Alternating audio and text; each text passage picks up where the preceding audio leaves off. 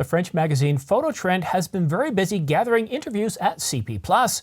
We recently told you about an interview they conducted with Phototrend and Canon's development team, scoring lots of tidbits. But they were also busy interviewing Panasonic's Director of Business Imaging, Yamane-San, who indicated that there might be several announcements coming up shortly. An S1, S1R Mark II, or what about the S1H? Perhaps a GH7, or is it too soon for that camera? Perhaps a G9, G90, or something else. I've got the info coming up after this short break. But first, please do me a favor. Follow me on Twitter, subscribe, share, choose all notifications, like, comment, and all that good stuff. It's greatly appreciated, means a lot, and really helps this channel grow. I've got to start going to some of these trade shows, especially CP+. Phototrend interviewed Canon's development team, and we got some really interesting stuff. They're talking about the Canon EOS R8, the future direction of their flagship mirrorless camera, and of course the future direction of third-party lens makers for the RF mount. But Phototrend's also got an interview with Yamane-San, and he's the director of their imaging, or Panasonic's imaging division, their business imaging division, and well, they asked him some very pointed questions. They were wondering about the phase detect autofocus system and whether we'd see that in more cameras, such as a full frame camera or a micro four thirds camera. And you know, I've been saying this since going back to, I guess, the fourth quarter of 2022. And we're definitely ripe for a refresh, definitely of the S1 and the S1R. It was in February, 4 years ago, that we actually got an announcement of the S1 and the S1R, and then just a few months after that, we got the S1H. Here we are in 2023. February's long gone, and we're already halfway through March, and there's no indication, no leak of any refresh of the S1 or the S1R, let alone the S1H. So let's go ahead and see what Yamane-san had to say. We will consider adding phase detect autofocus to our cameras depending on the model characteristics, not only for full frame cameras, but also micro four thirds cameras. And on this point, I invite you to stay tuned for our next announcements. Did you catch that subtlety? Did you see the announcement? Did you see plural there? Did you see the S, meaning that there's more than one announcement? And yes, I know what you're thinking. You're thinking, Simon, come on, give me a break here. This is a Google translation. There's probably some sort of translation error. What does the actual original French say? And that's a good question, because you see, I checked that myself. And take a look at the French here. Et sur ce dernier point, and on the last point, je veux inviter, I invite you à rester attentif à nos prochaines annonces. And my English accent is terrible, I admit that. I don't speak very much French, and when I do, I usually study before I go on a trip. But again, take a look at the language here. See the pluralization of the next announcements in French. That means more than one announcement. And I'm truly excited by this. I really am. Remember back to the fourth quarter of 2022, I said that there was an announcement that was going to be imminent, and it was the Panasonic S5 Mark II, and that proved to be correct, and that it was going to have a new phase detect autofocus system, not a LiDAR-based auto system, and I was correct. That was really exciting, not because I got it right, but because Panasonic finally delivered a full-frame camera, a camera period, that has a phase detect autofocus system.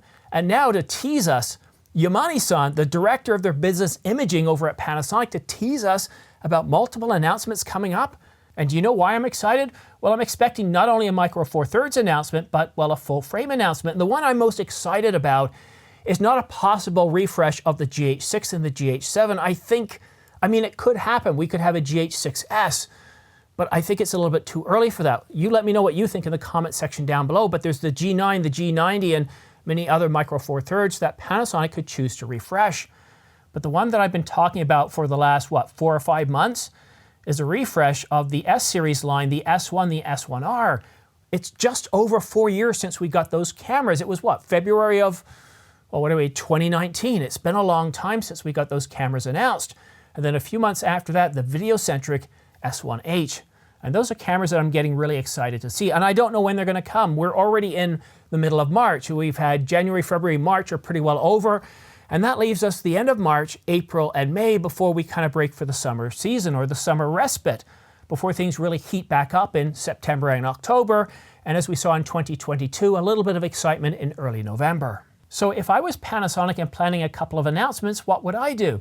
Well, I wouldn't do April. I certainly wouldn't do the middle to end of April, because that's where NAB is, the National Association of Broadcasters, and that comes around the middle to end of April. So if I'm Panasonic, I'm going to do kind of the end of March, early April, or I'm going to wait and hold off until May. But you see, Panasonic wouldn't be the only company looking at doing an announcement.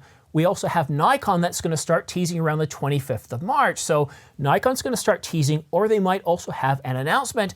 And we can also expect Nikon to make an announcement maybe in, well, April or May. The rumors are saying late April, early May. Again, NAB 2023, they're not going to step on that because there's going to be a lot of news coming out of there. I would think most likely probably early May. And of course, we have 3 Sony registered cameras, and I'd expect an announcement pretty soon from Sony. Again, that could be late March or early April. We just don't know. And Panasonic could also choose to announce one camera or one camera series March, April, or into May, or they could also do it, another one, in September and October. There's an awful lot going on. It's a really exciting time, and I told you that 2023 is shaping up to be pretty exciting.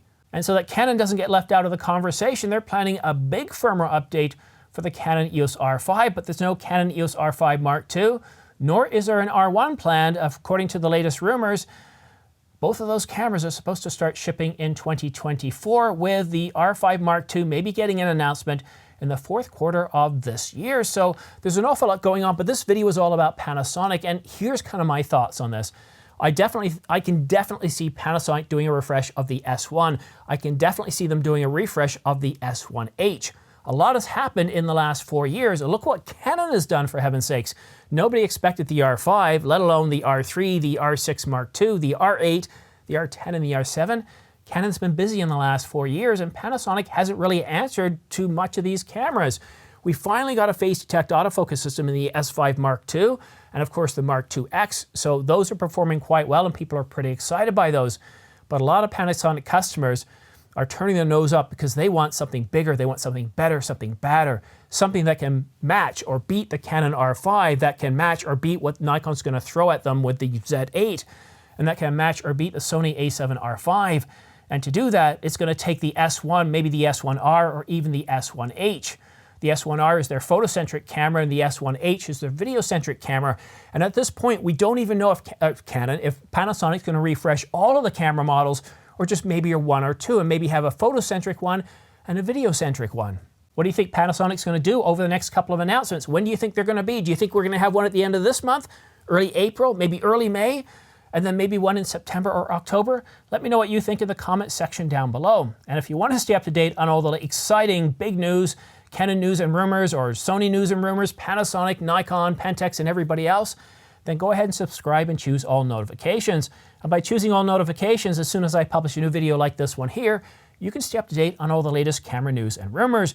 And my promise to you is, with every new camera announcement, as long as I can get enough lead up time, I will cover that announcement an hour before the announcement itself, and then try to have some guests on to talk about the camera. But this depends on whether we get announcements time or leak time or something else. Sometimes it's hard to do, but I will be covering all the major announcements here in 2023 on my live stream. And for all the minor news and rumors, well, follow me on Twitter, because there I put out all the minor stuff that comes out, whether it's lenses, whether it's Pentax, whether it's even a new Kodak camera. And yes, believe it or not, if you're not aware of this, Kodak is still making cameras. No, it's not a full-frame magical camera. It's not some sort of micro four thirds camera. It's not even a medium format camera. So anyhow, enough talking about Kodak. I want to wish you a really happy and successful week, and hopefully we get some news this week. I don't know. It's been pretty quiet. There hasn't been really much going on. A little bit of crickets chirping. Last week was pretty busy with the Canon EOS R5. The big firmware update, the R5 Mark II, being deferred to 2024, but not completely to be outdone. We are expecting an announcement in Q4. And of course, we also got news that Sony has registered 3 cameras, so we're expecting a lot. Full frame APS-C, but also an EV, full frame EV as well. So we'll just have to wait and see what's coming out. But thank you so much for watching. We'll see you again soon.